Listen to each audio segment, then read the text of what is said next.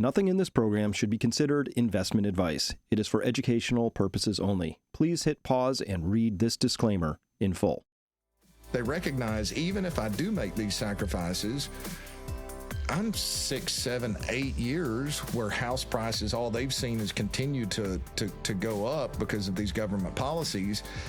And they just get demoralized to the point it's like, you know what, I might as well have a little bit of instant gratification now. And I think that's the struggle that they're facing to an extent.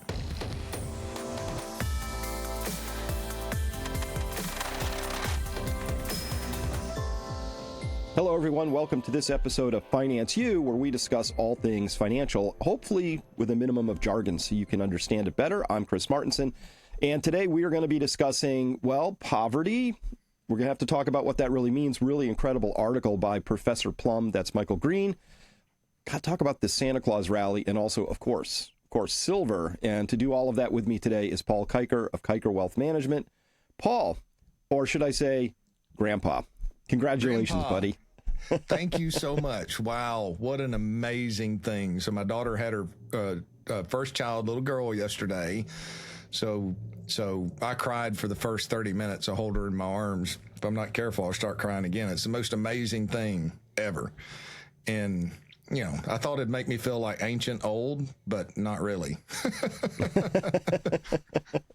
Well, congratulations. I'm still anxiously awaiting that moment. I don't know when we're going to get there because, you know, kids these days, it's a lot of them are holding off forming families for all sorts of reasons, economic reasons being number one. But some of them are just like, wow, this world today, you know, would I really want to bring a kid into it? Right. There's all sorts of frictions that weren't there when I was making the decision back in the day. No, they're not.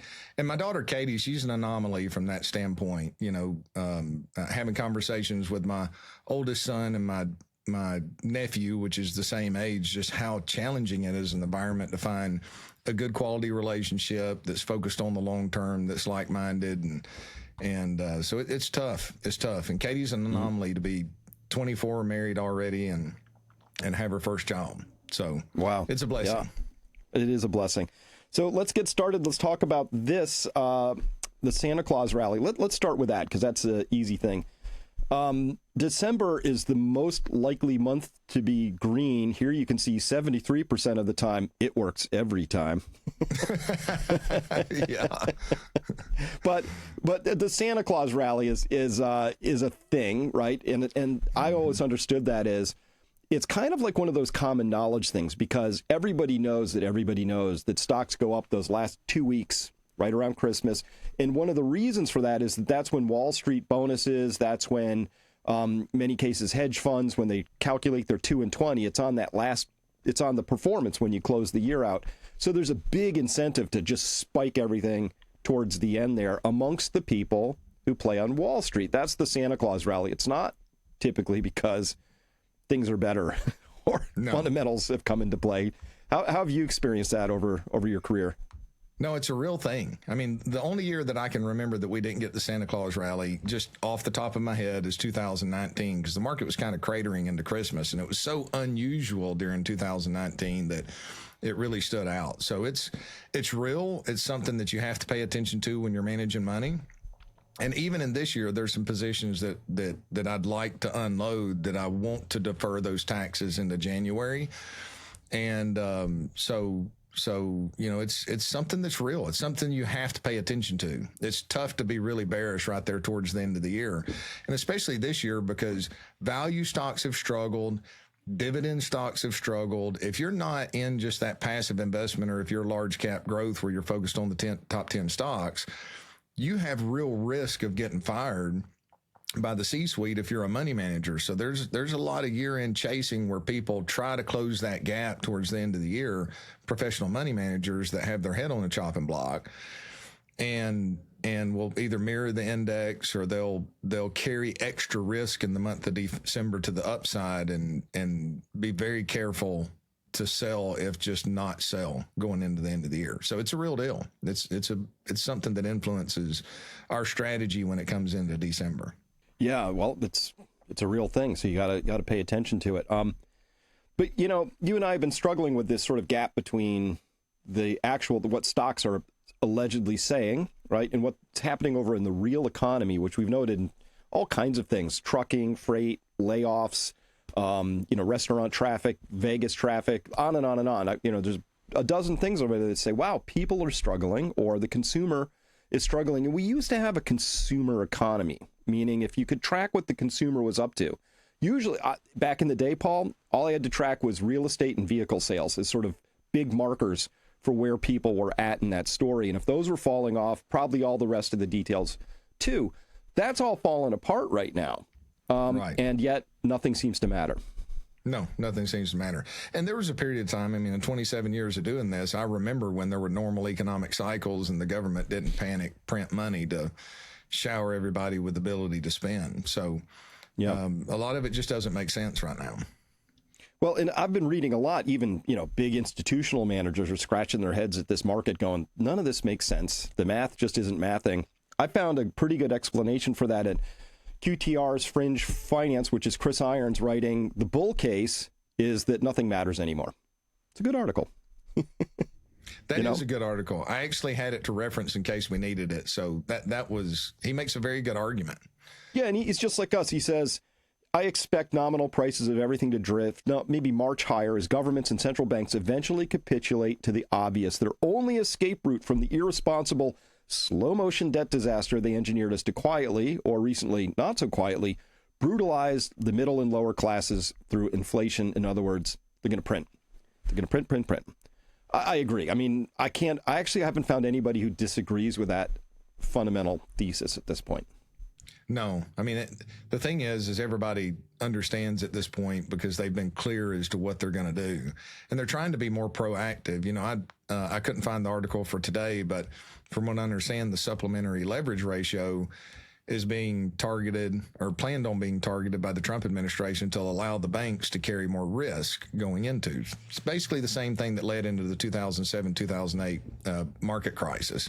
I'll have some more data on it later. I just didn't have time with being at the hospital yesterday to pull that article up and a few other things. But that's dangerous. It gets us, we're repeating the mistakes of the past. And what's the definition of insanity? Doing the same things over and over again and expecting different results.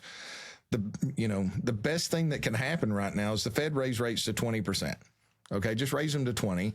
Let the over-leveraged individuals in the housing market collapse. Yeah, it's going to be painful, but that's going to drop prices down to the point that the middle class can come back and afford homes again. Right now, when you're practicing this asset price inflation, they argued that it was trickle down economics, but it's destroying the middle class is what it's doing.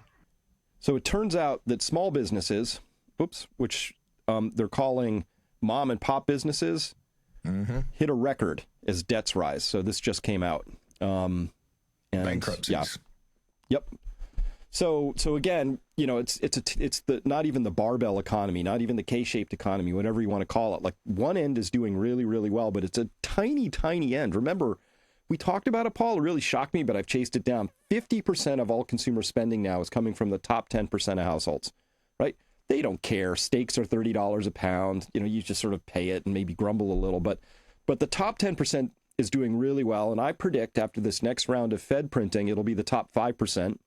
And then the top 1%, and then we're Brazil, slums and very rich people. And I don't want to go there. I wish somebody could talk about this from a policy standpoint. They are engineering a wealth gap, which obviously they've been doing this for years, but it's getting really critical at this point. It's not a good place to live, I don't think. No, it's not. And it's demoralizing our younger generation. I think that's one of the reasons why you have the drug issues and the suicide issue and that we do within the country and the rebellion. And Chris, the reality is, I've been thinking about this a lot. What I see, one of the reasons I think that the mom and pop businesses are just going these record bankruptcies is because nobody talks about monopolies within the country anymore. When I was growing up, monopolies were a bad thing. Now, you may not necessarily see it you do to an extent within social media and others. They have these natural monopolies because of the technology. But the private equity space is creating these minor, these regional monopolies as well. And these mom and pop businesses just can't keep up with them. They just can't because these monopolies come in and I'll just pick an example, concrete manufacturers. If you go buy all the concrete manufacturers around, but you're the mom and pop that refuses to sell out and take that big check, well, then they just undercut your prices until you go out of business, and then they're going to buy you, and then they're going to jack those prices up dramatically on local participants. I mean, we have seen that dramatically with a local quarry. And once that local quarry came in and got purchased out by private equity, and then they purchase a few others around, you're paying massive increases in gravel costs and any of those quarry rocks that come out of there. Now, and I don't blame them for that business model, right? I mean, I don't blame them for trying to go that way. I mean, heck, that's what we would all do from a business standpoint if all we cared about was the revenue that we generated. But that's where you have to have checks and boundaries in place, and the government is putting them in there and say, okay, we've got a free society. Monopolies are not a good thing. We're going to put some boundaries in place so that we can protect the middle class. But the middle class isn't the one that's lining these politicians with gifts and guaranteed careers and large donations on the other side. So unfortunately, like Charlie Munger says, show me the incentives and I'll show you the outcome. When your politicians have an incentive to put policies in place for the benefit of these emerging monopolies, you're going to get those monopolies. Well, worse, you're going to get graft and corruption, right? It's fundamentally corrupt to me for a company to go and buy up all of the cement manufacturers and distributors and then jack up prices threefold, right? That's fundamentally corrupt. It should not happen that way. But I just read today that Ilhan Omar, the congresswoman out of Minnesota, she's worth $30 million now. Came in, worth $30,000, right? And you hear this story over and over again. Somehow these Congress critters get in there, and suddenly they're worth 5, 6, 7, 8, 9 figures, right? And you're like, how does that happen on a $174,000 a year salary? Because it's corruption. It has to be. Yes. There's no other way to make that kind of pocket change that quickly. There's no other way. And once you have a politician that's corrupt, you can steer the direction of the country. And here's the thing. You're supposed to be a public servant. You're making a sacrifice to go serve the American people. You shouldn't be creating that type of wealth while you're sitting in there. I mean, show me how many businesses she has, and show me how many, what has she offered into society and those businesses to justify that net worth. As far as I know, there's not one. It's just, I'm a politician and I get insider information. And for that insider information, I sell my soul to whoever gives it to me so that my balance sheet looks good at the expense of the people I'm supposed to serve. It is corrupt, and it's evil at its core. It is. Well, I feel like it's reaching a boiling point because more people are noticing now than ever. So, and of course, that economic stress is bad. Now, Paul, we're going to take a quick break. When we come back, I want to talk about how the math isn't mathing for AI, and some people are also finally starting to notice there. It looks like reality's about to come crashing down on that sector. Be right back. Today's markets are more volatile than ever. With ongoing economic and geopolitical uncertainty, navigating such environments requires thoughtful, adaptive strategies, not a one-size-fits-all approach. At Peak Financial Investing, our registered investment advisory firm connects clients with experienced wealth managers who focus on active portfolio management. These professionals use evidence-based strategies designed to respond to changing conditions, not outdated formulas, but customized approaches grounded in research, discipline, and risk awareness. We believe in open, informed conversations, including discussing tools like precious metals and diversification as part of a broader financial strategy. Every investor situation is unique, and our advisors tailor their guidance accordingly. Visit peakfinancialinvesting.com today to schedule your free consultation and explore how proactive management can support your financial goals. I'm Dr. Chris Martinson, proud to work with Peak Financial Investing, and my support reflects my professional views. I encourage you to take control of your financial future by making informed decisions. All right, welcome back, everybody. Paul, let's start with this. The math ain't mathin'. Kristen Shaughnessy notes here, finally, more people are doing the math. Quote, the IBM CEO says there is no way spending trillions on AI data centers will pay off at today's infrastructure costs. He walked through some napkin math on data centers and said, no way to turn a profit. He said at $8 trillion of CapEx, That means you need roughly 800 billion of profits just to pay for the interest. That math doesn't work. what about the principal? Right. Can we pay that? Like, it just doesn't math. And by the way, these are rapidly depreciating assets. You know, the data center itself might have a 10, 20-year lifespan, but the chips inside, 2 to 3 years, I'm hearing now, for the ones that are burning the hottest, right? Yes.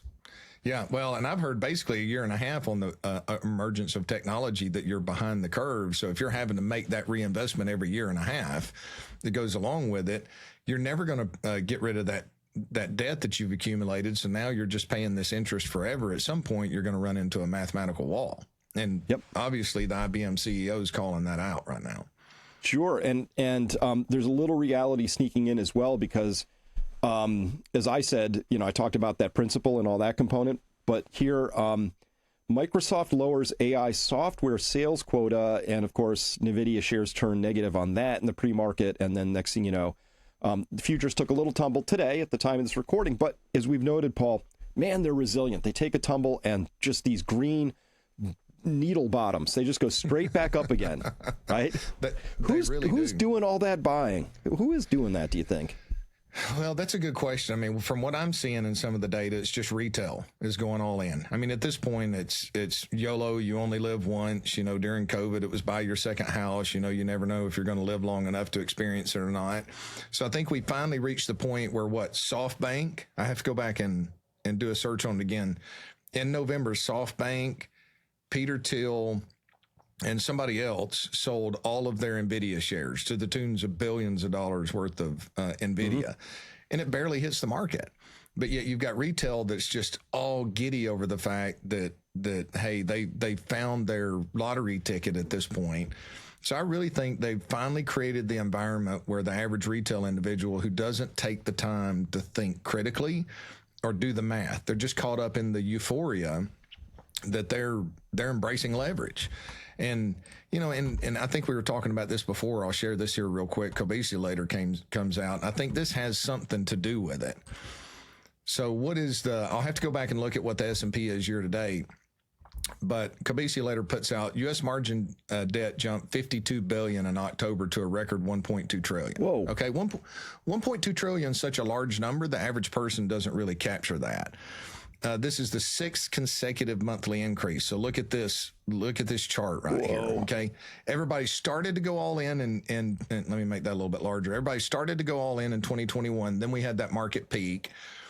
You know, reality sets itself back in, and then the market turns, and look, you know, this is just more panic behavior from a margin standpoint. Wow. But let's look at the percentage increase, because that's something people can understand a little bit more. So margin debt for trading has risen $285 billion. Big number. Or plus 32% year to date. Okay, so you've got plus 32% on margin debt, but yet the market's up, somewhere between 12 to 15 at this point? I have to look at it to see. Over the last 6 months, margin debt has surged 39%, the biggest jump since 2000. This has been even larger increase than during the 2021 meme stock mania.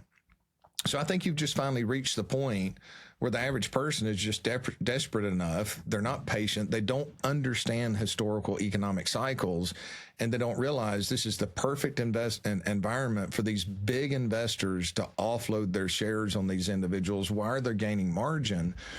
And they're embracing the largest amount of risk at really the worst point, when everybody's starting to question the thesis of what's taking place within the AI market space.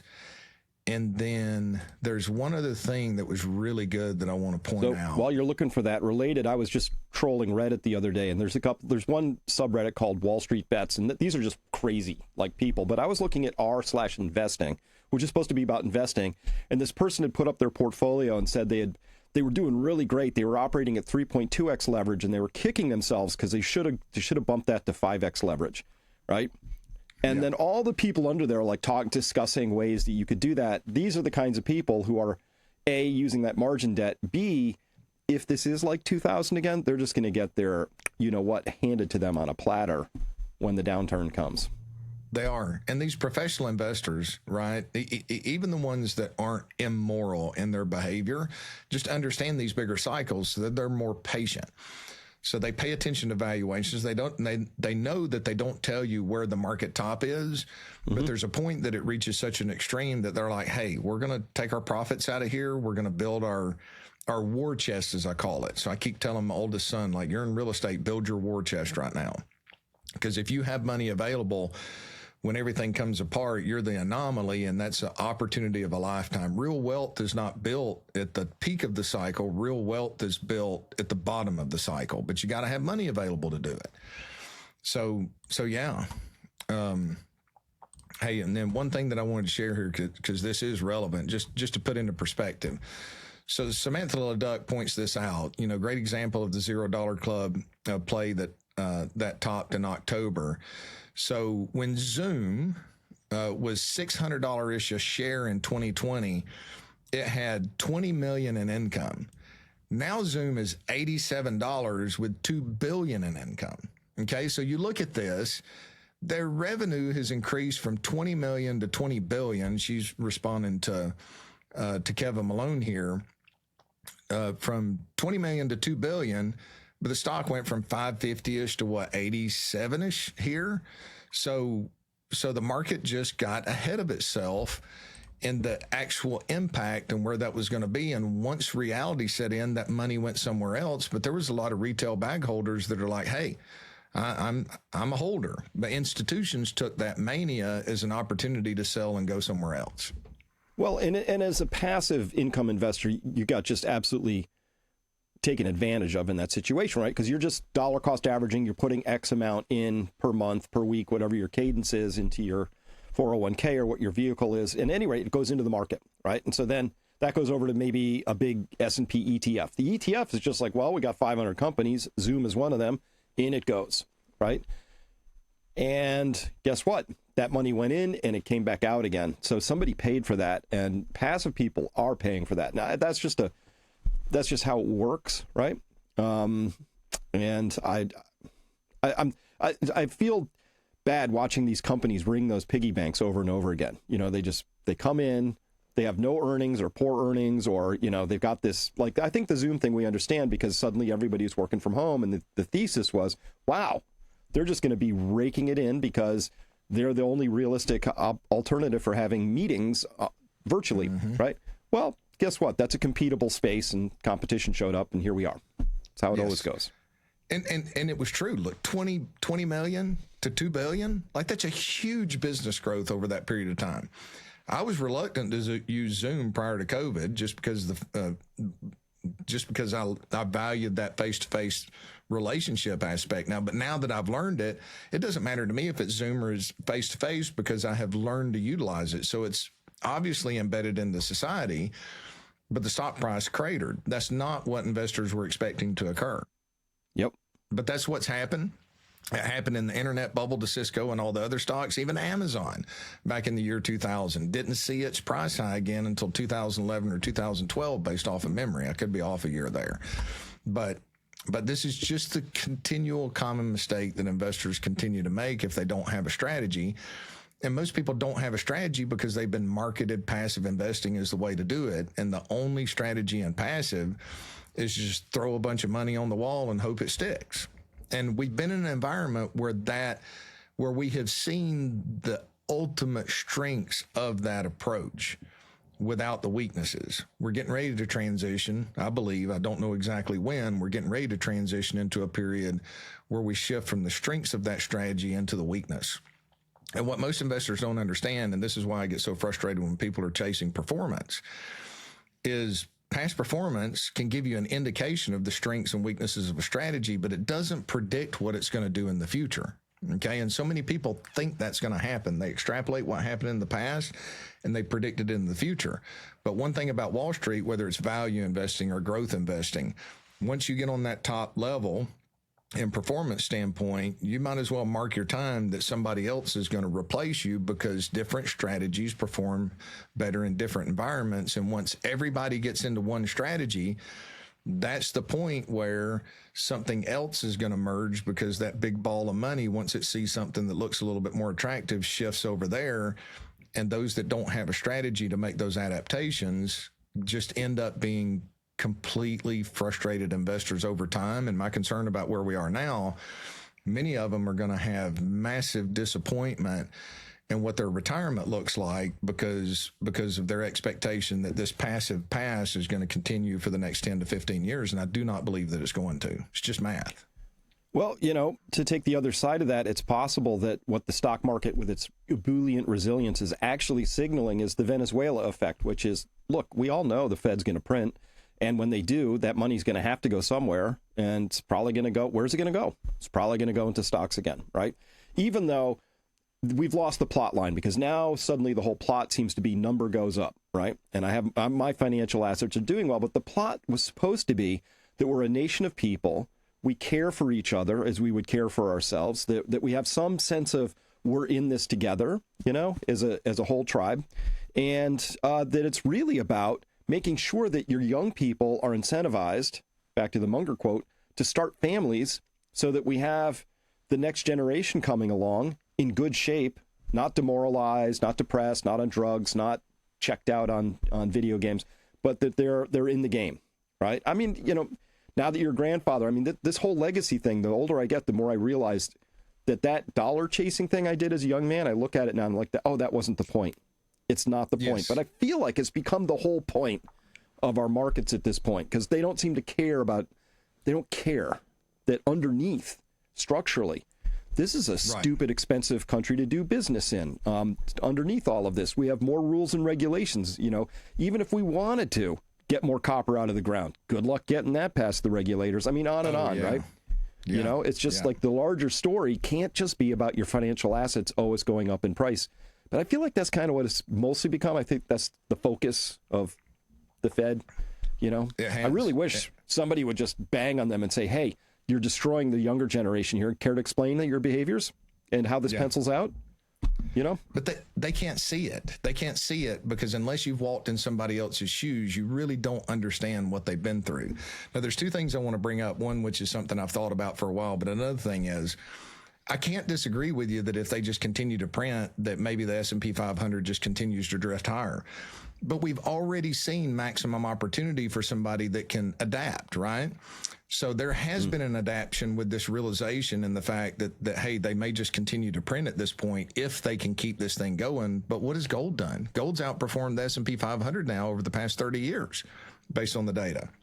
The large majority of that outperformance has happened, in the last 5 years? And then you look at what's taken place with silver. You look at what's taken place with uranium. These asset classes that Wall Street and passive says don't have any exposure to have now already started to shift gears and outperform that passive category. So if you have some adaptation in there, there are still better places that you can shift to better protect your purchasing power with lower amounts of risk. Now, I think the next gear of that is going to be emerging markets at some point and international investments at some point, especially if we start printing to the point that we start having issues with the dollar. So I still believe, like, if I didn't see these the ability to make adaptations to dress your portfolio to increase your performance with less risk, then I would just kind of throw in the towel and say, all right, they're going to win this game. We just got to stay in the S&P 500. But that's just not how that big money ball works over time, because you're really intelligent investors. You being one of them, recognizing the opportunity in precious metals over the past 20 years, and then paying attention to the math, making the decision, and being patient to let the market come to you. So it took some patience too, but it seems to come here. Yeah. And the best investments do. Oh, of course. And it's fundamental. So let's talk about another tension that I think you've illustrated here nicely, which is it's the tension between what I call reality and fiction, right? And there's always bubbles we categorized before have two components, right? Ample credit and a good story, right? It's eyeballs, it's tulip bulbs, it's whatever. AI has some of the flavors, the aromas of that. It's definitely, don't get me wrong, a transformative technology, and it's maybe also disruptive. But you can tell when we've gotten ahead of ourselves. So I feel like quietly, reality is starting to get a seat at the table again. So, Paul, we're going to take a quick break. When we come back, I want to talk about silver and how it illustrates that story perfectly. So we'll be right back. Hey, folks, Chris Martinson here. Look, we've all been there, watching our hard-earned dollars get chewed up by this endless inflation machine, while the folks in Washington and the big banks continue to play games with our money like it's Monopoly cash or something. It's not right. I know it, and you know it. The trust in the system? It's eroding faster than a sandcastle at high tide, especially with all the geopolitical storms brewing. Now, I've been saying it for years. You've got to protect yourself, your family, from all this nonsense. That's why I personally turned to gold and silver, the real deal, physical stuff that you can hold in your hands under your control, not some digital promise that could vanish overnight. Everyone should own some. It's just common sense in times like these. But here's the thing. When I need it stored securely, away from prying eyes, I use Gold Core. They're the ones I trust. They ship it right to your door, really quick if you want to hold it in your hands, but also if you prefer, they can stash it in top-tier vaults in places like Switzerland or Singapore or right here in the United States. Your call, your metal. And for you, my friends who follow Peak Prosperity, they'll hook you up with the first 6 months of storage absolutely free. That's how much they value real people like us. Buying and selling? Hey, it's as easy as trading stocks, but way better, because with Gold Core, you're the sole owner. Fully allocated, fully segregated, in your name only. No sharing with strangers, no funny business, no security entitlement nonsense. Need cash fast? Sell in seconds at market price? Want it in your hands? Hey, one click and it's shipped. They've got everything from coins and bars to allowing for self-directed IRAs, all locked down and secure. It's simple, it's safe, and straightforward. Take charge of your future, folks. Don't wait for the system to fail you any further. Head over to peak.fan/goldcore. That's peak.fan/goldcore right now and claim that free storage. You won't regret it. I sure don't. All right, welcome back, everybody. Paul, silver. So when I talk about gold and silver, and by the way, I can talk about these because they're not specific securities, and I'm not either for or against any particular thing. I'm just talking about a commodity class. So that's well within my regulatory wheelhouse to be able to do this. So, but silver to me was just a fundamental story, and it's different from gold. Gold and silver sometimes is said as one word, and they're two words. And I value them intensely for different reasons. Gold is my insurance policy against a monetary accident or inflation, and it's proven, like you said, over 30 years, a very, very good, solid, stalwart way of not getting rich, but just avoiding my savings being destroyed by the Fed's openly stated policy of destroying my savings. They call it a 2% inflation target. It's actually been closer to 4.8% for 5 years. So I think we're missing out. Silver, it's kind of a hybrid. It has a little bit of got a lot of monetary history. Only India has monetized it within a sovereign regime at this point in time because you can collateralize a loan against it. Otherwise, it's an industrial metal. And from a use standpoint, 2025 is on track to be the first year in record where 100% of mine output, fresh mine output, is going to be consumed just by industrial processes. So none's left over for photography, jewelry, investment, right? But the not so quiet thing that's been happening, which most people may not know, this is silver on a weekly chart. So here's 2025, the beginning of it. Let's get it right here. This is 2025 beginning right here, right? It's up 100% in 2025. Started at about just under 30, and now it's just under 60. So that's not a stealth move. That's a slowly and then all at once. Everybody plays catch up a little bit. Not everybody. It's the game has changed. So see this? See how it's just pegged here? It's like going nowhere. It's just like down a little, up a little. I'm sure those were very painful to me at the time. But it was pegged here at $15 an ounce, right? And then all of a sudden it has a little pop-up, and now it's just pegged here, right? And then it goes to here to 30, and, there was a big fight at 35. But now it seems to have entered a new regime. That's what I want to talk about with people, because something has definitely changed in this story. And it really broke right here in October. This is where the story really just went south for the people who have been. This is manipulated pricing back here. This is what this is. Okay. So step one, hey, silver ETF inflows are returning. So this would be, I think, SLV. So like money's coming in, ounces are coming in. And by the way, what was it? A couple months ago, do you remember this, Paul, that the prospectus for SLV came out, and number 3 on the holder list, I think, or number 4, I forget exactly where, was Saudi Arabia's central bank. Yes. And that was the first time I saw a central bank show up as a silver buyer. So I thought that was noteworthy. That is noteworthy. And there's a lot of things that are just continuing the momentum in that space. Let me see here. So in that executive order that we've talked about that allowed private equity to get into 401ks, it also opens up the door for commodities. Okay.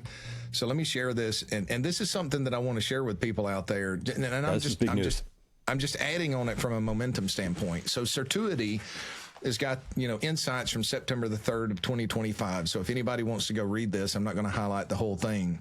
But they did a good job of putting this together, what this new guidance means for retirement, why this change is significant, and what are considered alternative investments. So in the context of this new policy, alternative assets for 401k purposes include private market investments, private equity, venture capital, and non-public. We both talked about how dangerous that is and the opportunity to offload. Also real estate, direct ownership, REITs, real estate-backed debt. Digital assets, now considered for 401ks, commodities, precious metals, energy resources, and agricultural products. So infrastructure, and you've got lifetime income solutions. Now, what's interesting about this, and it's got, potential benefits and everything that goes in, but what's interesting is this really changes and gives the flexibility for the fiduciaries of 401ks. So back when I first started in the career, one thing I thought I would be a specialist in is 401ks. So I learned everything about 401ks and then realized that's just not a market that I really enjoyed working in. But I ended up designing a lot of 401ks for employers. So as the fiduciary responsibility you had to give options to the participants, but you couldn't give them too risky or fancy, for lack of coming up with a better term, options, because you run risk as an employer if you put that in there. So that's one of the reasons why most 401ks don't have any alternative investments. They don't have your precious metals. Now, I've designed 401ks to put precious metals options in there. And then you have the self-directed portal where that kind of absolves most employers from responsibility. I'm not an attorney. That's not a recommendation. I'm just saying it reduces that risk a little bit, because your participant can go out and have self-directed. I wish every 401k had it out there, because that's something that really opens up the options and reduces liability for the employer. But by having these as available options and as investments in the 401k, one thing I want to tell you as a participant out there, those that are listening, if your 401k, your provider, your company doesn't offer these precious metals options to you, and some of your other alternatives like energy, you have to make your voice known to your HR and to those that are on the board of that to say, hey, this is an option I would like to have. And if you don't want to give that to me, then at least amend the plan so that we can have a self-directed portal to the outside. So the interesting thing is like you've got this big move that's taking place in silver because of all the fundamentals that are out there, but you still don't have the average retail person coming into it. Can you imagine when you start to see the flows go into these precious metals and energy spaces that we've seen go into the Mag 7 over the next 3 to 5 years, if these prices continue, just how high these prices can go? I mean, we're nowhere near a mania yet. Now, it's scary for a lot of us that have been in it and you see prices move this far, this fast, because I have to mentally still myself, hey, we may go sideways for a year or two, or we may not.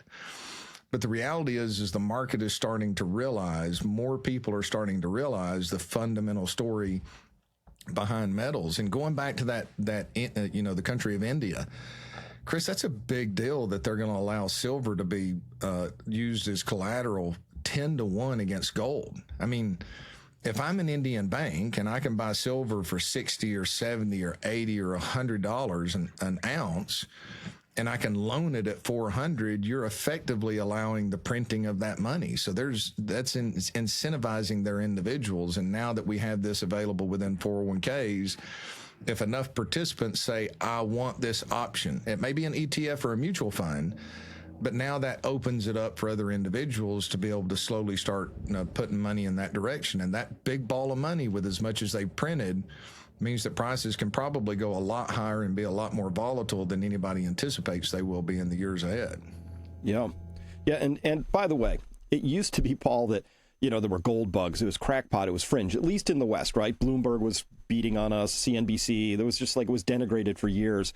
But all of a sudden, as we talked about last time or the time before, it's not so fringe anymore when the Morgan Stanley chief investment officer, not some random broker in Topeka, Kansas, the CIO, favors a 60-20-20 portfolio strategy that's 60% equities, 20 bonds, 20 gold, right?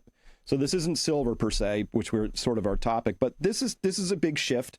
You can feel it coming. And I saw this incredible, the Wall Street Journal week ago put out this, they just put out really nice information video, 6-7 minutes, really well produced.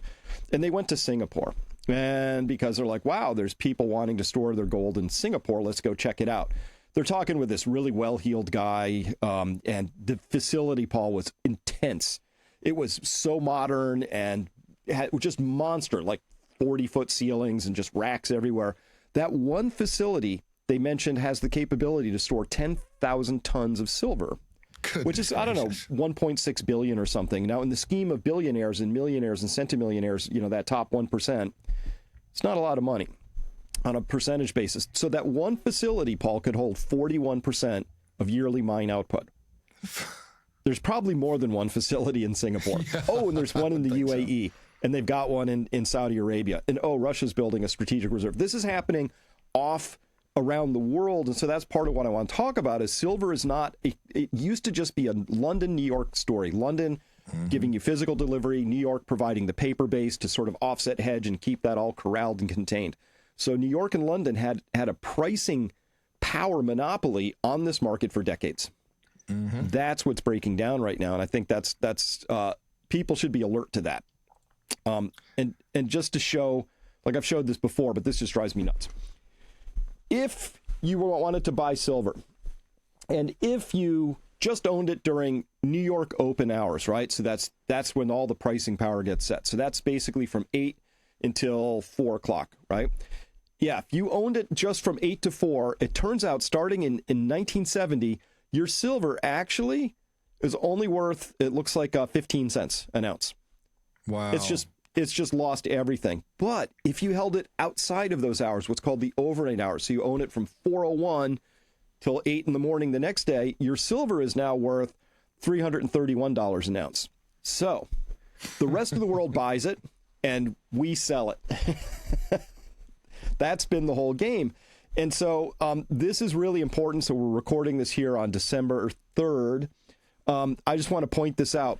We affectionately call those paper raids Mr. Slammy in the silver community.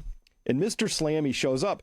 This is last night at 12:30. Mr. Slammy shows up. And just this is I've seen this so many times in my silver career. Just dumping these. These are huge amounts. This is probably in the vicinity of 15 or 20 million ounces of silver just sold into the market and these are 1-minute candles. So it's just within, 5-10 minutes, like just boom, just here's millions of ounces in this thinly traded overnight market. Now, what normally happens is you would see this drift lower and lower and lower, but it didn't. It bounced back and held. And then it started worse. It started climbing in the London market. And then 8 o'clock, our market opens up, goes up. They slammed it. This is, I calculated this. This is 18 million ounces dumped in 4 minutes. Oh, wow. No, it keeps climbing back. So this is brand new behavior. This thing that allowed this to happen where they controlled the price with paper dumps for decades, since 1970. This is not working anymore, and this is important for people to understand. That regime of price suppression is now breaking. And the question is, not only, Paul, how far underwater has that beach ball been held, but it's been inflating the whole time. The question is, what happens when that beach ball comes rocketing out of there? And institutions are the ones that operate overnight, and international investors and U.S. retail is during the daytime. So that tells you who's been manipulating that price for their own benefit. Hey, one question I want your opinion on. So what do you think about J.P. Morgan closing out their precious metals trading desk in New York, and they moved to Singapore, correct? They did. So what do you think about that? It's huge news. It's so the reason you would go to Singapore is now you're in the active time zone where actual pricing has been set. JP Morgan moves to where the money actually is. Singapore and Shanghai are now being set up as the place where the actual, like London's dead. The LBMA killed their market, and good riddance. They just treated it shabbily, and they made promises they couldn't keep, and they failed to regulate it properly by making sure that there was one owner for every bar. They started hypothecating and lending and leasing and rehypothecating and anyway, playing games, and they couldn't deliver. That's what happened in October, right? There was a full-on default there as far as I'm concerned, which is I made a promise to deliver and I couldn't. Great, you defaulted on the contractual obligations set forth in the terms. So I think what this means is JP Morgan is moving themselves closer to where the actual action is. That's why they do what they do. JP Morgan's here to make money. That's where the money can be made now. That's how I see it. Yeah, I mean, I thought that was a massive deal. That's just another, and it was heartbreaking to me because it tells you that the U.S. is not the place to be at this point, and if they're making that move over there, they have a responsibility. And look, they're going to chase those profits. So I believe that that's a big deal. It's just another signpost along the road that shows that the U.S. is losing its dominance in many areas. And if they lose the dominance over suppressing the silver price, the question is what is the real price going to be? And then if you throw upon on top of that a declining dollar in the years ahead at some point, that's going to even supercharge that. And I go back and I think about if you were a German citizen during the Weimar Republic and you could see the handwriting on the wall, and you deviated from the herd a little bit and you positioned some of your assets in U.S. dollars because the German mark was a lot stronger than U.S. dollar back then, or even more so in the metals that could protect your purchasing power, then you protected, did you build massive amounts of wealth? Maybe on paper, but all you did was protect your purchasing power while everybody else was falling behind. Indeed. Paul, we're going to take one more quick break right here, and we'll be right back, everybody. There's really astonishing data coming out from China right now around silver. We'll do that, and then we'll get into the discussion of poverty. We'll be right back. Markets are facing heightened uncertainty, and thoughtful portfolio management has never been more important. If your current strategy relies solely on passive investing or diversification without active oversight, it may be time to consider a different approach. At Peak Financial Investing, we connect you with experienced wealth managers who actively manage portfolios using disciplined, research-driven strategies designed to adapt to evolving market conditions. Our focus is on helping clients navigate volatility with clarity and confidence. While no investment strategy can guarantee results or eliminate risk, we believe that preparation and active management can make a meaningful difference over time. Visit peakfinancialinvesting.com to schedule a complimentary consultation and explore whether our approach aligns with your goals. I'm Dr. Chris Martinson, and I am proud to support Peak Financial Investing. This is not a guarantee of future performance, but a call to take your financial planning seriously. Again, that's peakfinancialinvesting.com. Investing, of course, involves risk, including the potential loss of principal. Past performance is not indicative of future results. Please consult with a qualified advisor before making investment decisions. All right, welcome back, everybody. We're going to continue our discussion of silver right now because this is so. Paul, what we're describing here is actually, it's not just like, oh, something exciting in silver. Maybe we could make some gains in there. It's that what we're talking about is silver is sort of the bellwether, the canary in the coal mine for a complete changing of the monetary guard. For decades, king dollar, everything was just about how many dollars you had. We emitted trillions of them. Nobody actually knows how many because we don't have accurate accounting, anymore of offshore dollar holdings. Nobody quite knows. But that enabled Japan to be this big carry trade emitter of massive quantities of credit. That's now reversing. We can take a look at that data in a minute. So this is a big shift, and decades of price suppression was carried out. Specifically, they said this in documents I could show you. I forgot to bring them up for this, but they said, oh, we should really suppress the price of gold so that people don't catch on and lose faith in all the dollar holdings that we're emitting. Because we'd like them, when Saudi Arabia sells us $1 billion of oil, we'd like them to just hold dollars and not return them to us for anything tangible. That's been the game. That's what we're really talking about, which is why silver is a fun thing to talk about, because we're tracking the beginning of the end of one monetary regime, and there's a whole new one coming. And how you position yourself for that, I think, is going to be make or break for family finances. I think so. I think you're right. And just to make the analogy simple for people out there, it's a marker in your blood work. There's all these things that you can look at, but this is a big marker. It's like kidney function taking place in somebody's society. Now, silver price and moving says, hey, there's something going on within our economy here, the body of our economy, and this is blood work that we've got to pay attention to. I think that's very well said. So let's look at some of that blood work right here. So China, so here's the thesis. It used to be that New York and London conspired to keep themselves in total lockdown control over the price of silver. I don't know why they went so crazy on it. Paul, it's not even close. Silver isn't got a slightly elevated short interest relative to any other commodity. When we look at the total short interest relative to yearly mine output, it's over a year's worth of mine output is short right now. And that's even without me being able to get my hands on all the option data, because I can't, it's kind of hard to get a hold of that for me. So oil's important. Yeah, there's about 3 days of production short on oil. Corn. Yeah, we need to eat grains and things. Usually between 3 weeks and a month, not 12 months. So why did silver get to be, it's not even that important, from a size standpoint, but somehow it was important enough for this machine to just develop this huge short interest in it, that giant beach ball underwater. So do you have any sense, why did they care? Why silver? Why did silver become the thing that they focus so much attention on? I don't know. I've not been able to put that together. I mean, obviously they see something in the big picture that we don't see within the inner workings of the economy. Is it the fact that the average retail person is going to move on silver before they're going to move on gold? I mean, that's one thing that the average person feels like, hey, I can go buy an ounce of silver at $60. The average person can't necessarily go buy an ounce of gold at $4,100. So, they think in those prices. So I really don't know.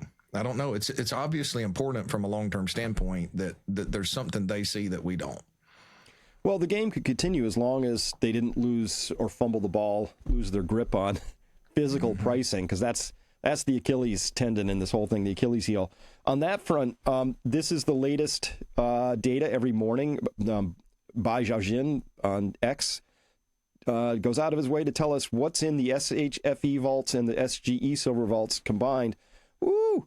Minus 28 tons here, plus 32 tons there. So it looks like they shifted some from here to here. But when you add those two numbers together, you end up with about 1,300 tons. And by the way, that would be right here on this chart. You can see it's just leaving. Silver is just leaving the Shanghai vaults, combined vault totals, and it just keeps trundling out the door.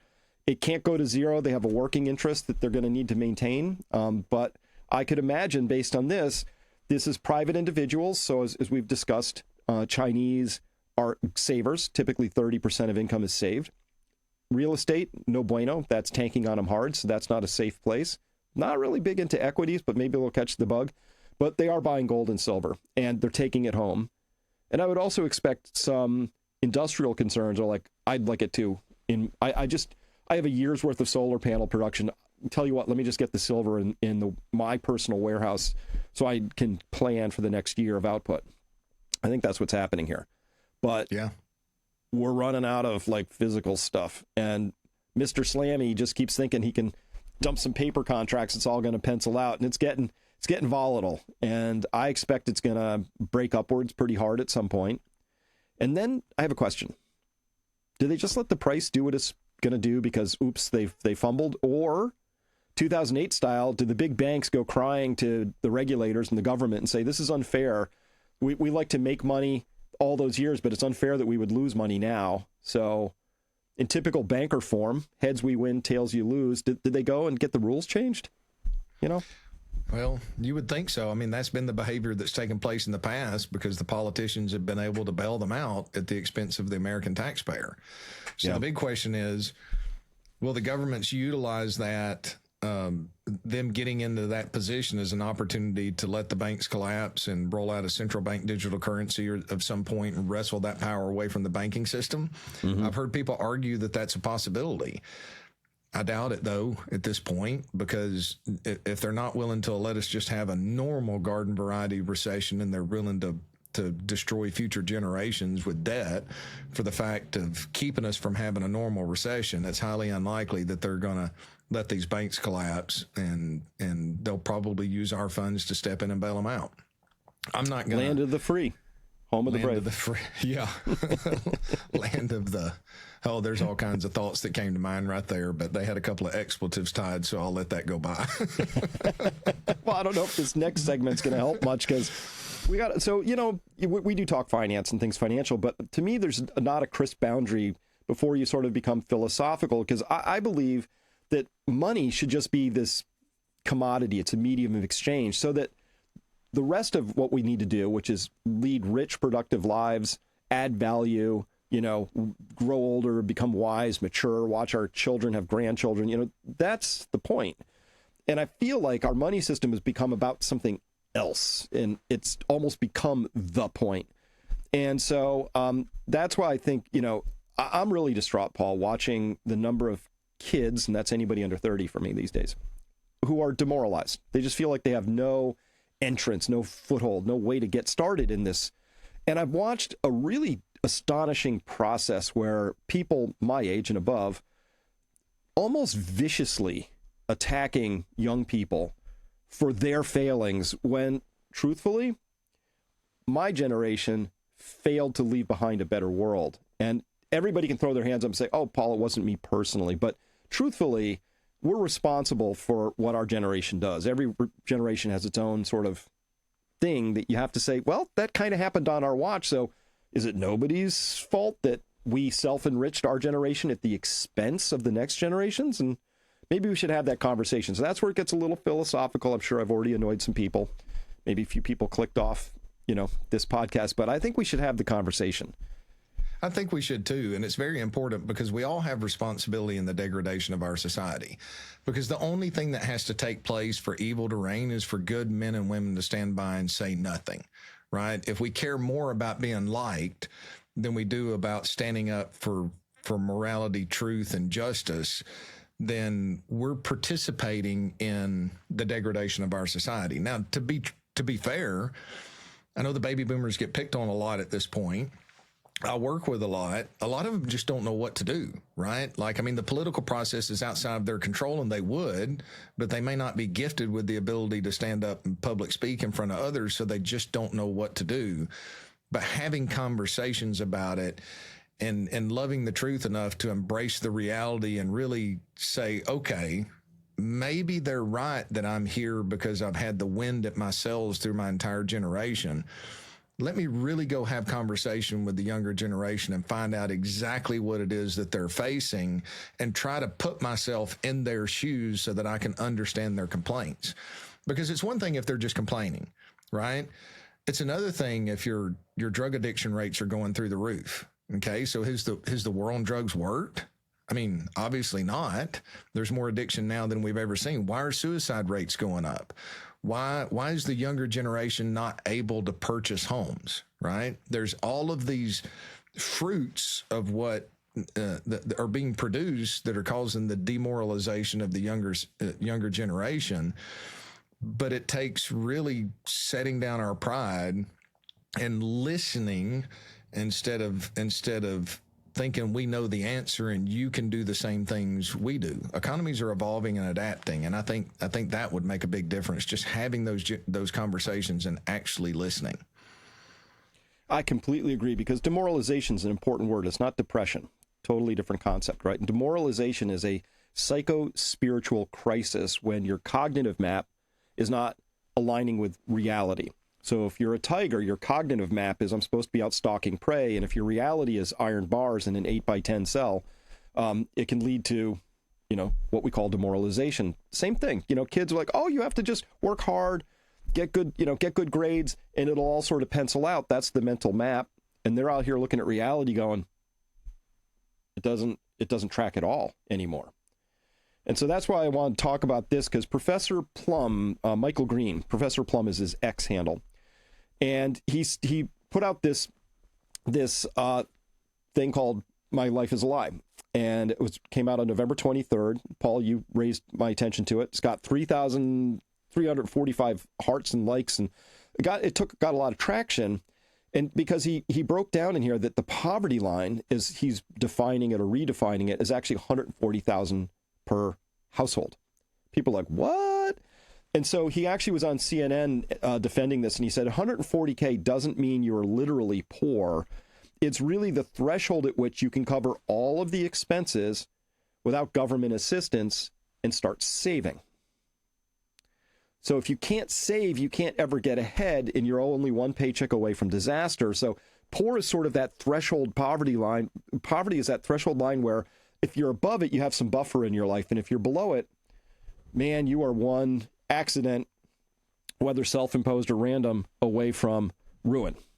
Mm-hmm. Does that feel like a fair place to start? Oh, it really does. And I have to say, first of all, I have to apologize to the listeners that listened last week, because I'm a hypocrite. And I apologize, because I challenged everybody to go to Thanksgiving and set their phones down and listen. Okay. Yeah. What happened, Paul?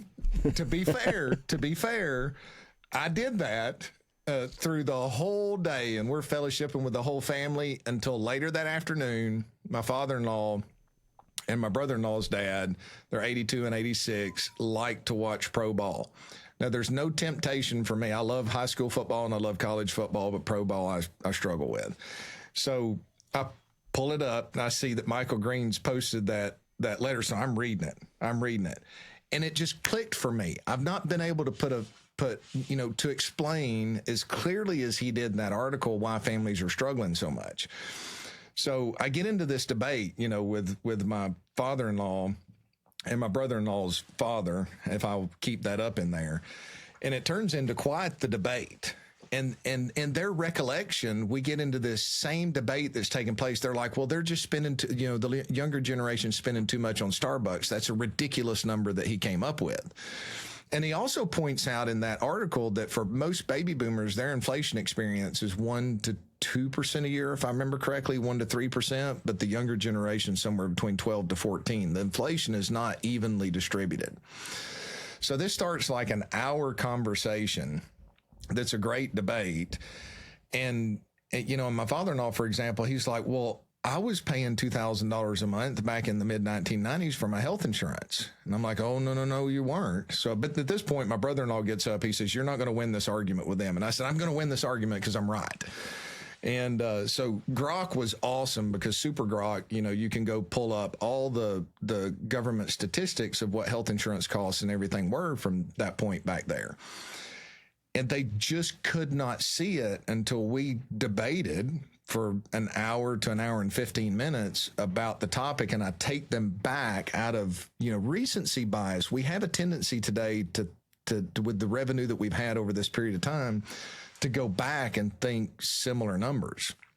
And so we debated all through that, and they were just kind of mind boggled, to the point at the end of the conversation, I go to bed that night and I'm staring at the ceiling going, how in the world did I get into that debate, on Thanksgiving? But the next morning at breakfast, it came up and they're like, the more I thought about it, you're right. It is a lot different. And instantly, both of them went from having a judgmental bent about the younger generation to really kind of understanding that, they may not have it as easy as what we did back then.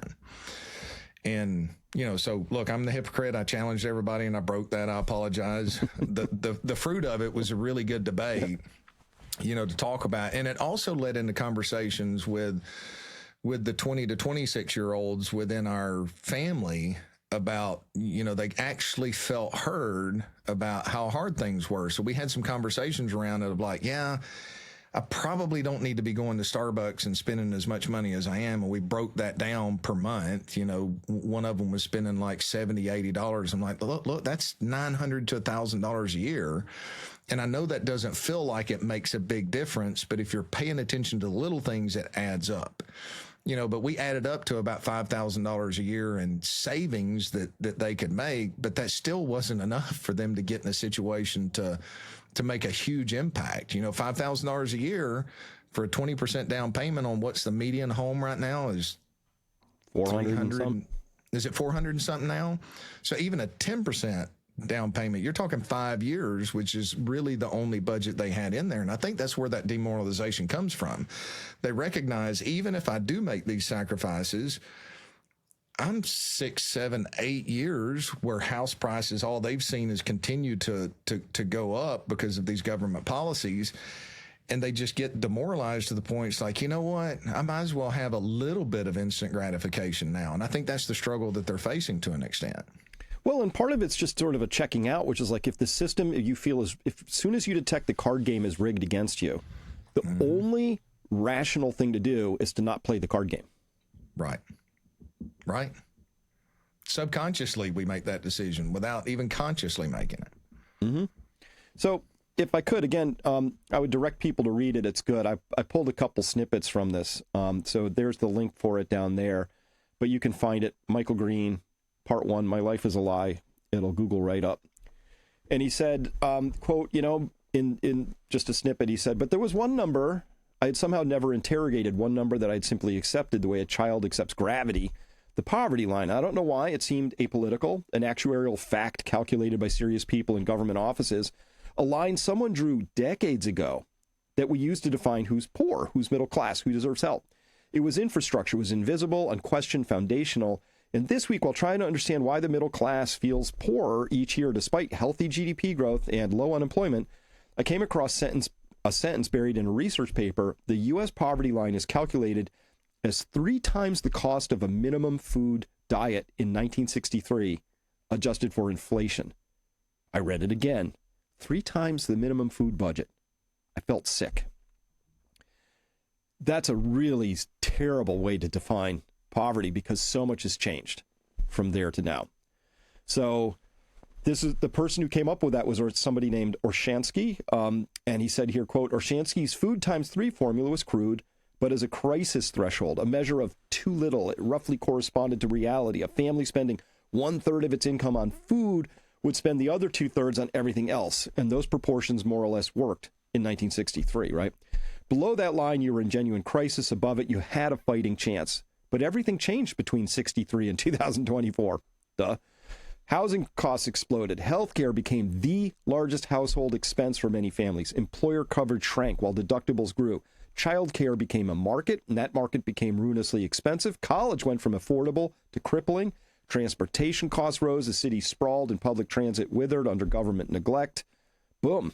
I think he captured it well there, you know? So what are we really measuring with poverty? It's a good question.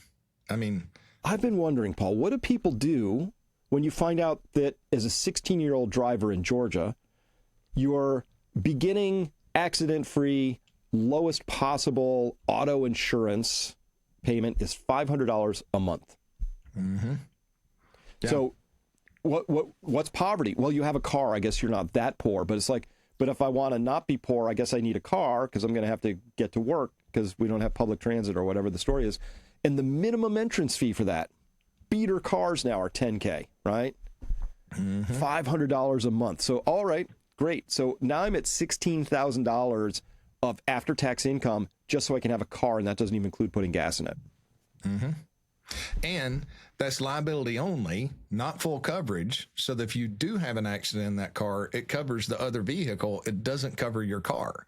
Yeah. Right. So that's the lowest level of liability that the insurance company would have to cover.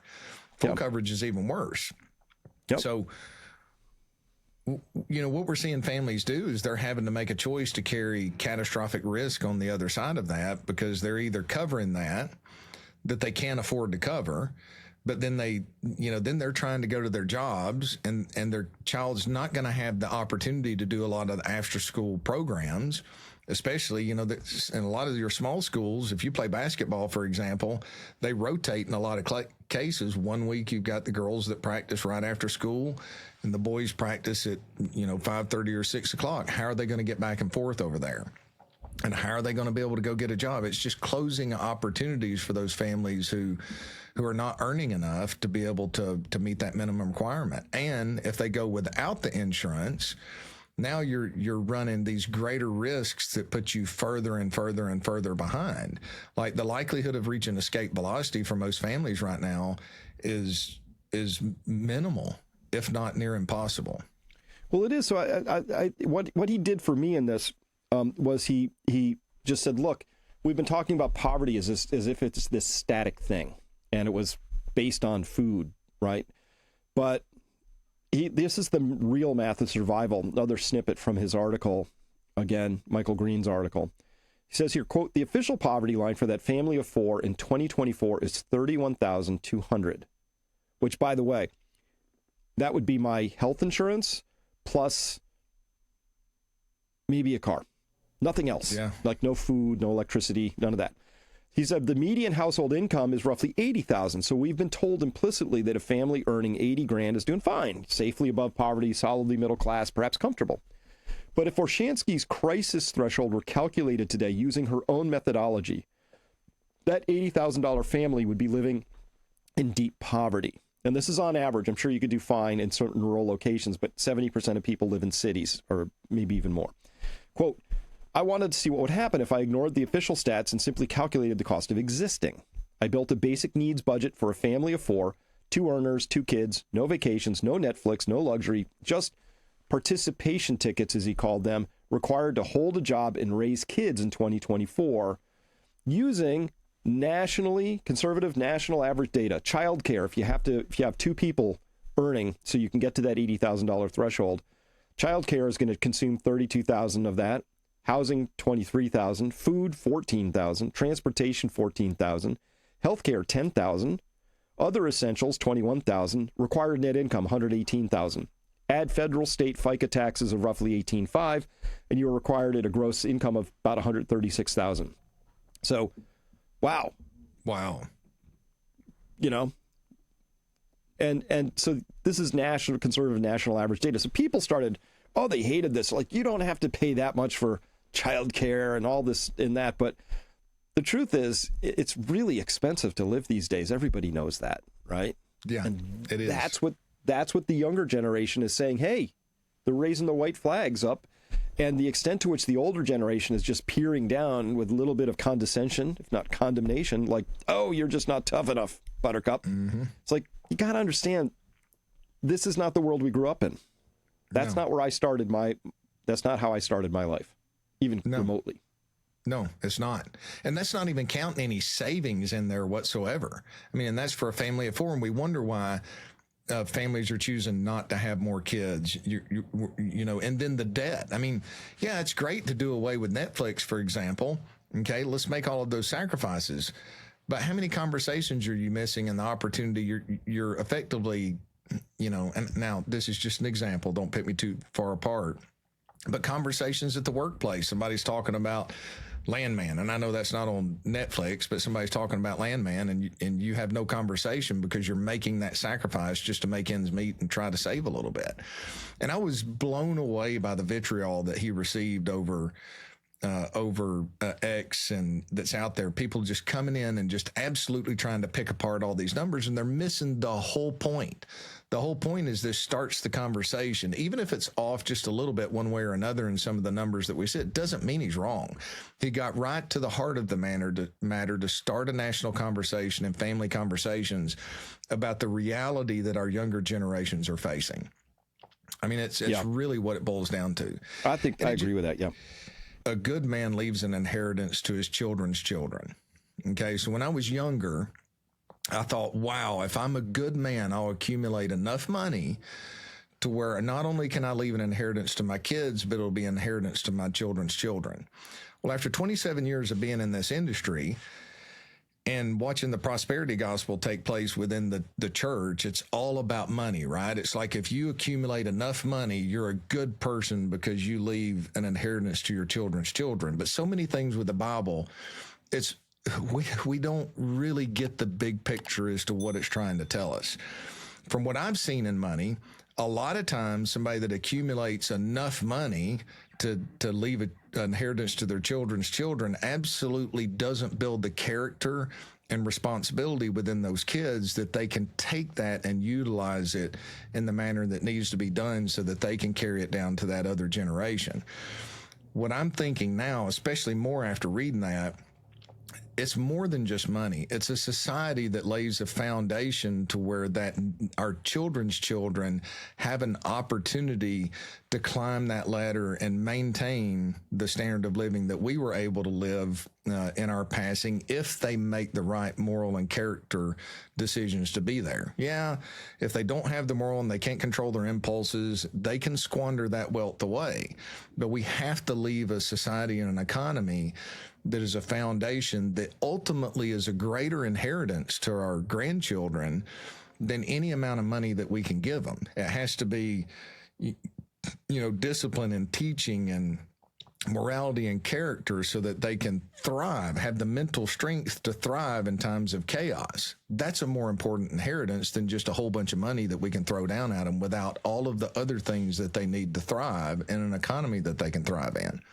This is going to be such a hard territory to navigate because our measuring stick, even financially, is this thing called the dollar, and it turns out it's made out of rubber. It's not a very good measuring stick, and it may well elasticize and get stretched to breaking point at some point here, and all of that. But fundamentally, if we look at what our country really prioritizes, so what people say is one thing, but what they do is the real deal. So what do we value right now as at the national level, right? Well, funding Israel, beating up on Venezuela for reasons nobody's bothered to explain to me yet, right? And building these giant data centers, which are just like giant toasters, only they don't make toast. They just convert precious energy into cat videos and waste heat. It's just, and I can't, I don't know how to sort of put those pieces together and say, where does this conversation fit, right? That it's actually a moral imperative of ours to look after not only our own, but those around us, right? And objectively, the arc of this is we're just creating haves and have-nots, only way more have-nots than haves. And everybody in power seems to be okay with that. I don't get it. Seems like I don't know how you go to your deathbed as a congressman looking back on, having supported special interests your entire career and feeling good about that.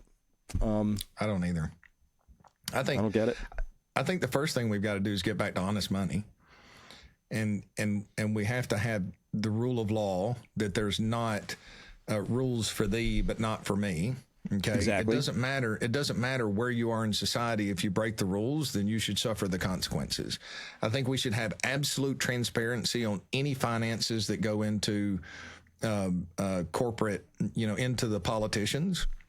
And I do believe that they should be banned from insider trading. Okay, if you're going to be a public servant, because look, that's a backhanded way of a bribe. Okay, going, hey, look, you passed this law for me. I'm going to let you know what our earnings are going to be. Or you're making decisions in there. Well, for national security reasons, we're going to do this $1 trillion, just to pick a number, contract with this one company. So you go buy a bunch. Right? Just get it out. Get all of these conflicts of interest out of the way. And then two, we have to stop the monopolies within our society. Somehow. I don't know what that looks like. I don't know how to fix it. But I can tell you monopolies are the reason why I was taught, in the 80s that monopolies were a bad thing is because they cannibalize the ability for the middle class to get in there. Because if one company rules them all, go back to the Lord of the Rings, one ring to rule them all, and we see all of the corruption that comes along with that. Tolkien does a great job of laying that out. My wife hates that show, by the way. She doesn't hate it. I think she's just tired of watching it. But that's what we have to get back to. But it takes sacrificing some of the things that we enjoy now, so that we can so that we can leave a better future for those. And the reality is, if we're prudent about it and we think it through, the sacrifices aren't going to be as hard as what most people think. We just have to do that. And I don't know how we get there. Sometimes the pain of changing has to be easier than the pain of staying the same. And on the path that we're on, we're leading up to an economic calamity. I don't know when, but we're leading up to an economic calamity. And the rest of the world is positioning themselves right now for the collapse of the dollar. They're doing it methodically. They're continuing to do it. And they don't have a choice because we're not operating by the rule of law. We're acting like the big bully now. Mm-hmm. And it makes me so angry that I just wish I knew what to do about it. Good faith and trust are valuable things, and we're squandering those, whatever exists. I don't know that much exists at this point. And so the international community is like, wow, we can't trust y'all. Right. And the next thing you know, we're going to wake up one day and like, why is nobody trading with us? What happened? So carry this on. There was one more really good thing I wanted to talk about here was the hedonic lies. Hedonic means for the pleasure of, and of course we lie with our official inflation statistics. Hedonics is one of those things, right? And he says here, quote, economists will look at my 140,000 figure and they're going to scream about hedonic adjustments. Heck, I'll scream at you about them. There are valid attempts to measure improvement in quality that we honestly value, right? I'll tell you, comparing 55 to 24 is unfair because cars today have airbags, homes have air conditioning, phones are supercomputers.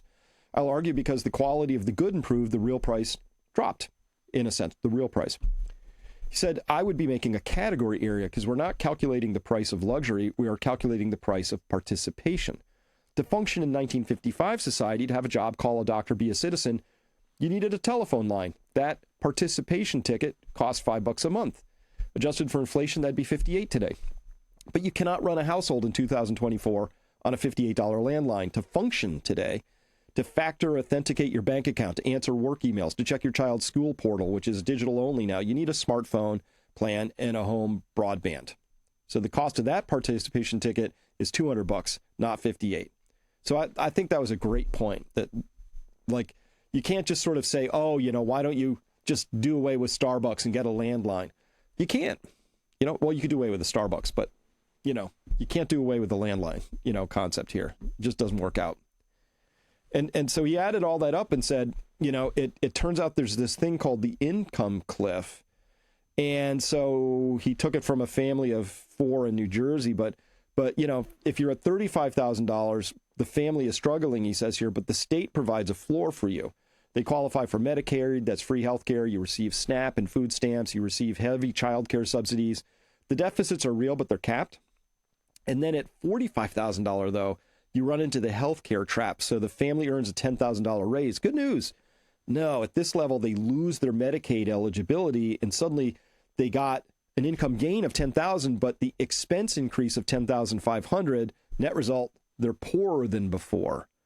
And then at $65,000, there's the child care trap. So, you'd think, wow, I went from $35,000 to $65,000. I'm moving up the ladder. I should be doing better. But in fact, the expense increase is $28,000. Net result, total collapse. And you know what, Paul? I found in Fayetteville, Arkansas, they actually calculate this. It's called the cliff effect. And what we're looking at here, this line is the zero mark where you can actually be saving. And this is dollars per hour. So it starts at $10 an hour, then 15, then 20. You go up to $25 an hour. You're working your way up and you're getting better. You are heading towards that zero line of actually having net financial resources, defined as income plus benefits minus taxes plus expenses.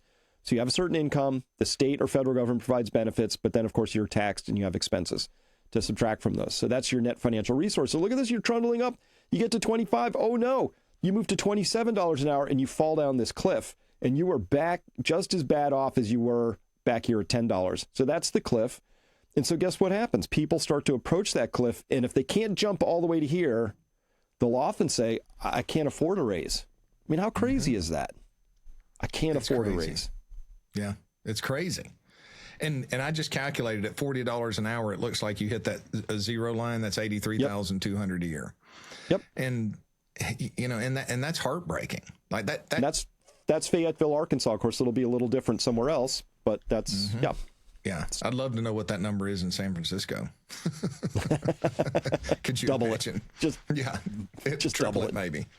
Yeah. But that I mean that's the reality of the situation we're in, and I'm just grateful that he actually wrote that article, and I'm shocked that people missed the big picture, because for those of you that are out there, please go find it, Chris. You get the heart of just how genuine he is in explaining the mathematics that he puts behind.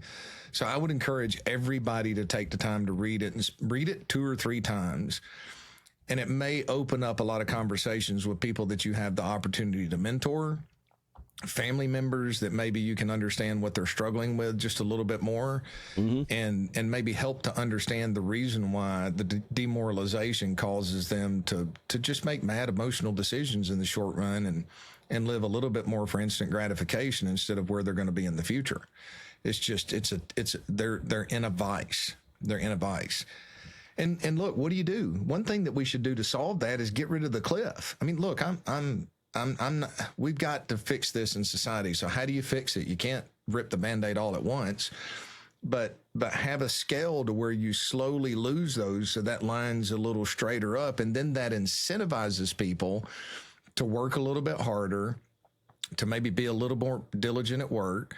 But you know what it's going to do? It's probably going to hit those corporate profits a little bit more, because now all of a sudden people are going to demand to move $10 an hour more in their earnings with the experience they have, because they're not going to hit that cliff. So what if corporate profits drop a little bit? We've got to take care of of our society, and it'll reset. On the other side of it, it'll go back to that long-term growth, but we've got to fix that. And I can't think of anything else outside of having a sliding scale. As you move up, you lose those benefits by percentage until you're completely off of it, so you're not punished for getting that extra certification or degree and earning a little bit more. Mm-hmm. That would be the way to fix it. But I agree with you wholeheartedly. Like, we need to have this conversation. And by the way, I've talked with people who are struggling with this within their own family structure, like they've got a son or daughter who seems checked out. And here's the advice. So once I learned about the demoralization angle, it doesn't work when somebody has already figured out that the game is rigged. And they're often your smartest kids, like some of the most checked out kids, their IQs are above average, because they've sussed it out. You do not get them back into the rigged game by haranguing them, saying, come on, Bucky, just pick yourself up. Like you can't sort of cajole them back into the game. They've already determined it's a rigged game. You got to look them straight in the eye and say, you're right. This game is rigged against you, and it's not fair, and it's pretty bad. So what are we going to do about that? And that's it. You don't try and pretend like you can get everything back on track if we could just get everybody motivated properly. We have a problem that's more structural than that. We need better leadership. We need people who understand things at this level, not lining their own pockets, who actually are going to go in, because if a president comes forward, Paul, and does what you suggested, runs interest rates up to 20%, let the implosions happen where they will. They're going to be a one-term president. Oh, yeah. And they're going to be remembered not very fondly. Herbert Hoover and whoever this person is, So you have to have people of real integrity and character who are willing to do the right thing. And it's the right thing's often the hard thing. It's a hard thing to do. And think about just the media and their ability, because the corporations, look, if we did it that way, that's going to hurt corporate profits. The reality is it's going to hurt corporate profits. It's going to hit a lot of the Wall Street class, which has the revenue at this point to run the advertising dollars through the media and control the bots and everything that's out there. There's going to be a whole propaganda war that takes place. But we just need somebody that's willing to communicate. And look, we need to elect people not because they're plastic face, and I heard something today that says, the people that are the most polished on the outside. It's one of the reasons and I've experienced this in my life. The people that are most polished on the outside sometimes are carrying the biggest, darkest secrets. It's the people that are rough around the edges, that are going to tell you the things that you need to hear, that you don't want to hear, that usually when the poo hits the fan, they're the ones that are there for you when the plastic face that you may like a little bit better because they puff you up a lot more, are not going to be there for you when it hits the fan. We need to hire politicians on what they're doing what they say they're going to do, not telling us what we want to hear. Those itching ears are ruining our country. Well, I do think there's a huge political movement that I can feel in my bones, which I think coalesces down to America first, right? It's a multipolar world now. China clearly has a seat at the table. Europe's a basket case at this point in time. So I don't really know that we need to be, we, the United States, need to be out there spending trillions, making sure that the world is safe because we're the policeman. Honestly, I think if we fixed our own crumbling institutions, bridges, and, cultural pillars, I think that would be a big opportunity for somebody who can promise and deliver on, hey, you know what? We're going to get our own house in order before we go out trying to make everybody else's house in order, which seems like good advice to me. I bet there's a couple phrases about that in the Bible. There are, and you said it right. We have to get our house in order first and get flourishment, an economic basis to where our society and our family is flourishing. And then we have a responsibility with what we have left over to extend that out to other families. I don't think it takes a large percentage of our society to actually stand up and have those hard conversations to turn the tide. We just have to have it around the country. And the truth will be loved with people. Truth will stand the test of time, and we've just got to love it, and we've got to pursue it, and we've got to love our own family first. Agreed. That's why it's so important to me, Paul, that you are helping people navigate this financial environment. It's in economics. It's so, obviously you and I, we keep sort of teeing up. There's big structural issues and also regime changes afoot right now. And sort of staying in front of that and understanding clearly what's happening, it's tall order. It takes, I think, a professional, somebody, like not everybody has the luxury of being able to spend the time I do or you do just staring at all this stuff day after day. Mm-hmm. But, and they shouldn't have to. If you're a nurse, a doctor, you're just retired, you want to enjoy life, spend time with your family. It's honestly, I think staying ahead of this is a full contact sport right now, It and is. So I'm glad you're there doing that. Well, it's my honor. And my wife gives me a hard time. She's like, why do we pay so much for our CPA and all that? I'm like, I don't enjoy doing that side. I enjoy doing the research and working with people. And the CPA keeps me up to date. I study everything from a tax standpoint here. But we're just to the point in society today where, I tell people I'm here for the people who can't find somebody that they trust to do it or that makes sense, can articulate the strategy that they have, or don't enjoy doing it themselves. And I am fortunate that I get to read and study and seek wisdom for a living. Like that's the greatest benefit of the career that I've been able to participate in. And obviously you love it too, because I've never seen anybody that can find things like you do. Y'all, he is amazing at research. I used to have a little bit of pride. Of course, I've watched you long enough. I'm like, how did he find that? Yeah, well, I just had an opportunity to feel good about doing good because over the holidays I was talking with somebody and they were like, asking advice because they knew I was sort of into finance and stuff. And they said, hey, this person has got this amazing deal. And I listened to the deal, and Paul, it was the pigs get slaughtered scam. I'm sorry. 100%. Yep. It was that one. We've discussed that scam before. And I was able to find it right away using my research powers, but it's an open thing, right? Secret Service, the FBI, CFTC all have like descriptions of it. But also then to use Grok to sort of summarize how would you have a conversation with somebody given they might be caught up, I was able to put it all together for them in like 10 minutes, like, here you go. And they're like, and we just got the text back a couple days ago. They said, thank you. We dodged that bullet. We were able to convince them that they had been caught up in something like that. But, it's amazing. So these, I guess, the same thing, right? I've had the luxury of like looking at all the scams out running, and I know what they are because I need to know. But other people don't have that time. So, to be able to bring that knowledge and awareness in a timely fashion that actually has a material outcome, that feels good. Good for you. A lot of times you don't see the fruit of warning people for years or even decades at times. But it is always nice when somebody comes back and says, hey, you helped in this area, so thank you. Just happened to be in the right place at the right time. So with that, hey, thanks for listening, everybody. This has been Finance U. And of course, if you want to talk with Paul and his amazing team, schedule one of, should be 3 calls if you go through the whole process. The initial call, please go to peakfinancialinvesting.com, fill out a simple form. Somebody from Paul's team will be in touch with you within 48 business hours and get you on the schedule. And I understand your schedule is, of course, full at this point, but get that process started sooner than later is my advice.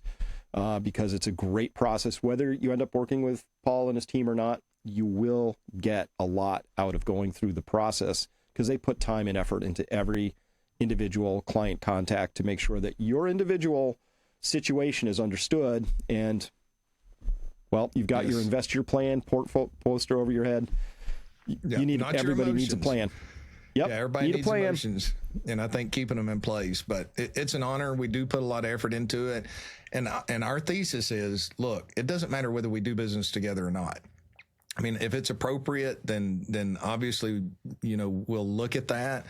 But if we can make a difference in going through that planning process, that's why we're so consistent in doing that throughout history, is because we're leaving you wiser, better informed about your risks, and better aware of where you are, because we're dealing with reality, not some big sales pitch. Such as, what happens to me if inflation is 5% or 7% or 8% or more? And as a final comment, Paul, I'm starting to get that itchy feeling again that inflation's about to come back hard. And as we've discussed, that double hump inflation may be a thing. We should talk about that at some future point, because it's starting to concern me a little. It is me too. And especially, we don't have time to talk about it, but looking at yields right now and what they're doing around the world and within the U.S., that's actually very concerning. We're making some strategy changes really quickly because of some of the things we're seeing. Yeah, I hate to drone on and on, but this was a slide I didn't pull up, but this is Japan's 30-year bond yield just jumped to 3.41%, highest level in history. It's not just how high it is, but Paul, it's been screaming higher. I'm worried Japan's about to kick off a massive liquidity crisis, and I think that's going to be a topic for next week because it's a pretty big deal. One other big giant we talked about, big sort of regime changes. That's a regime change right there. So, rate of change, that's not worked its way through the system yet. And it hasn't at all. From rate of change and height, it's a big deal at some point here, sooner rather than later. Yep. All right. With that, everybody, thanks for listening. And please, any comments or questions, you can always leave those down in the comment area below. We do read them. So any future topics you'd like us to talk about, we're open to any suggestions. And with that, Paul, thanks so much for your time today. It's my honor, Chris. Have a great week. Be well, Grandpa.